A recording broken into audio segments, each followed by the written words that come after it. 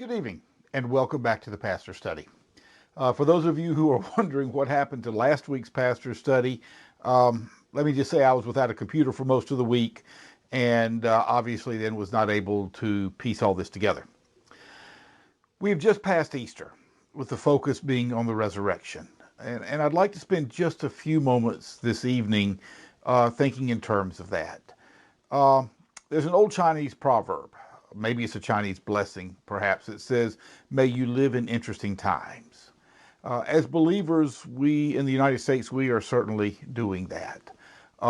We are living in a time where the church is being marginalized, and unfortunately, the church is allowing itself to have that happen. We're living in a culture that seems to rapidly be falling apart. In fact, truth is, we're beginning to look a lot like the first century, the culture that the first century church grew up in. And I'd like to remind you that that first century church blew the walls out and exploded. In fact, not too many years after the resurrection, they were being called those folks who were turning the world upside down. Um, the passage I'd like us to think about this evening is from 1 Thessalonians chapter 4, verse 14. I am reading from the Message translation. Since Jesus died and broke loose from the grave, God will most certainly bring back to life those who die in Jesus. The resurrection is the most important thing that we have going for us. It's the most important part of our faith. It is a critical part of our faith.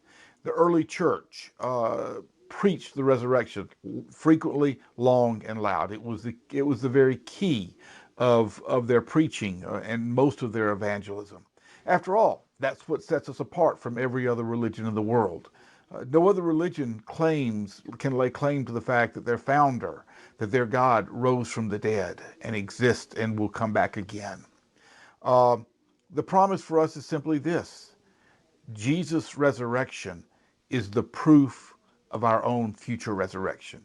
It is, as one writer put it this way, the preview of what is to come for us. Here's the question: do we believe it? Do we not only say we believe it, but do we live our lives like we believe it? Is that one of the fundamental foundation stones of our lives, of our faith? Because if it's not, we're really in many ways wasting our time. Uh, Paul writes in First Corinthians chapter 15. He says, if Christ has not been raised, then your faith has nothing to it, and you are still guilty of your sins. Without a faith in the resurrection, we really have faith in nothing. We are the Rotary Club that meets on Sunday mornings. Um, the time is coming, I believe, I'm afraid, where as believers, our faith will be tried and tested, just as the believers in that early church were. Um, if we do not have as the foundation stone of our faith a belief in the resurrection, we will be in trouble. It is that belief in the resurrection that will drive our evangelism, our outreach, our willingness to share Jesus with others, because then we know we have something that is worth sharing. Now, granted, many people in today's world will look at us and call us nuts, but you see that happened in the first early church too. Paul goes to the Acropolis in Athens. We find that in the book of Acts. These are the intelligentsia of his day. These folks would gather together in Acropolis to discuss all the new theories of life and all the new things that have been discovered. And here comes Paul. They recognize him as a learned man, as an educated man, and they ask him to share some things with them. So he tells them, he says, as I was walking through your park here, he said, I saw statues to all the gods that you worship. There's one that you have labeled the unknown God. I'm here to tell you about that unknown God. And he used that link to their culture to then share the resurrection of Jesus. Now, many of them made fun of him. They called him a babbler, probably thought him to be insane. But there were a few that wanted to hear more from him about this.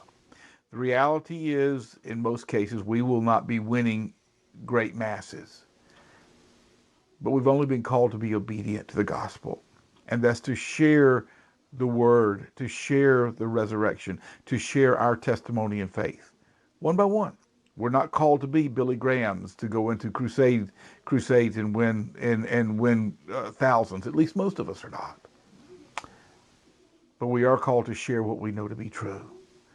And I hope for you that the resurrection falls into that category.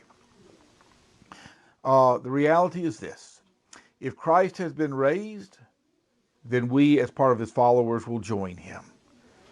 But if not, if he hasn't been raised, we're fools. That's really what it boils down to. The resurrection, it is the foundation stone of everything that we say we believe. Now, my challenge to you tonight is this: do you believe, genuinely believe, in the resurrection as a fact of history or not? Upon your answer lies your eternal future. I look forward to seeing you again next week in the Pastor Study.